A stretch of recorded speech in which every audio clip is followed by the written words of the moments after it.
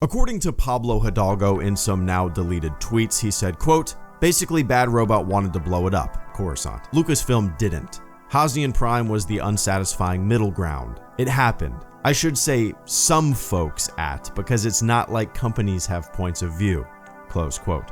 So a little bit of concept art, few ideas about potentially Coruscant being destroyed in The Force Awakens. So, should Coruscant have been destroyed? I think that would have been massively impactful, way more impactful than Hosnian Prime and what we got. And we will talk about that in a few seconds. Thanks to The Mandalorian Season 2, we know that Chandrila became the capital of the New Republic immediately after the Battle of Endor, but the capital of the New Republic would change. It would rotate based on elections. Quote, "Instead of affixing its Senate to Coruscant, the galaxy's historical seat of government, the capital shifted from one Republic world to another on a rotating basis, beginning with the core world of Chandrila, homeworld of Chancellor Mon Mothma. The new system culminated in Hosnian Prime, which served as the Republic's final capital approximately 3 decades into the New Republic." Close quote. During this time, after the fall of the Empire, Coruscant basically became a hub for criminal syndicates, a bunch of factions fighting one another.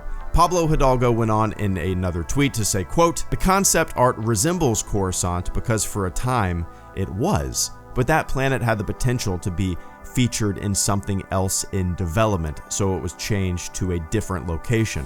Not really all that newsworthy." Close quote. He's right. I mean, it's not all that newsworthy, right? It's just an idea that was kicked around a little bit in the pre-production of a film. That happens all the time. Nothing to get upset about. It's actually not all that surprising whatsoever. If you would have asked me before seeing The Force Awakens what capital did I think was going to be destroyed in the movie, I probably would have guessed Coruscant, right? Not all that surprising. As Pablo Hidalgo said, not all that newsworthy. But should Coruscant have been destroyed? Well, in my opinion, nothing should be off limits when it comes to Star Wars deaths or destruction. When things become off limits, you could really kill some interesting storytelling, kill some potential. Things could get boring and stagnant. What we fans see on the outside as sacred, what is sacred to us as fans might not necessarily be all that sacred to those in the films. Something that we love and that's near and dear to our heart might just be a hunk of junk, right? And if that fan sacredness influences story beats or what could be some huge emotionally impactful moments or the overall progress of a narrative, I think it could really lose a lot of creativity. You don't want to hamstring yourself. This is a sandbox. I want authors, directors, writers, illustrators, you name it, I want all of them to play around in the sandbox.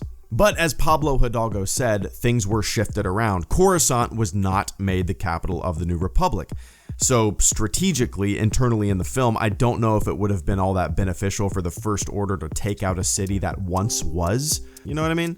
So maybe from that perspective, it makes sense to not blow it up, not to waste resources, not to waste your time. Bullseye, a more specific and strategically important target instead. But what I see from certain people is like this weird ownership thing of Coruscant. Not even Coruscant, but a lot of different things in Star Wars. Is Coruscant off limits? Why? Because you like Coruscant? Because you like the prequels?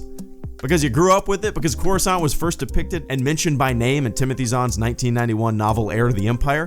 Are old things off limits? Are things from your childhood off limits? It's very strange to me how certain people treat this franchise. Not just Star Wars.